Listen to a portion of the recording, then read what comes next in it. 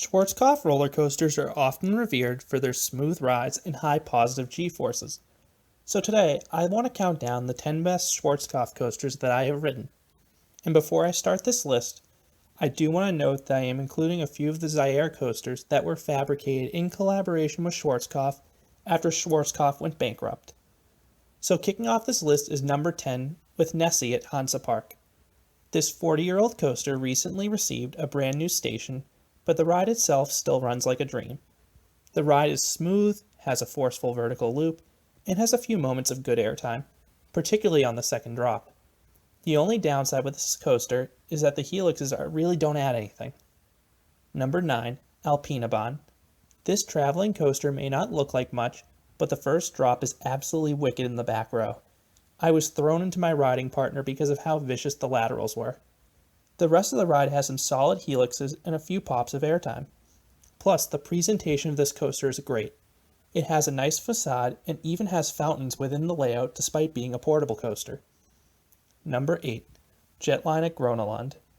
This is a step up from Alpinabahn. The coaster is longer, and while it lacks the airtime of Alpinabahn, the G-forces are even stronger. That's particularly true on the third drop that is both incredibly steep and devilishly twisted. It reminded me of a larger version of the signature drop in a windstorm model. Number 7, Lisebergbahn at Liseberg. Lisebergbahn offers similar forces to Alpinabahn and Jetline, except this coaster has a sprawling layout on a heavily wooded hillside. This is a very long ride with several solid helixes and a few tiny pops of airtime peppered throughout. Number 6, Colossus the Fire Dragon at Lagoon. This compact multi-looper is all about the positive G-forces and laterals. Constrained by just a lap bar, you are whipped to the side on the first drop and pull out from the second loop. And on the vertical loops, you get all the positive Gs you'd come to expect from a Schwarzkopf. And the helixes aren't to be forgotten either, since they're decently forceful. Number 5, Olympia Looping. Another portable coaster, Olympia Looping is all about the loops. The famous 5 loops all pull some heavy positive Gs. Unfortunately, the rest of the ride doesn't really have much to offer. The first drop is okay, but the helixes are entirely forgettable. Number 4, Mindbender at Six Flags Over Georgia. Mindbender is a bit overrated by coaster enthusiasts, but it's still a very fun coaster. This Schwarzkopf has a great setting on a hillside, 2 forceful vertical loops, and 3 drops with some good airtime if you're in the back row. Number 3, Shockwave at Six Flags Over Texas.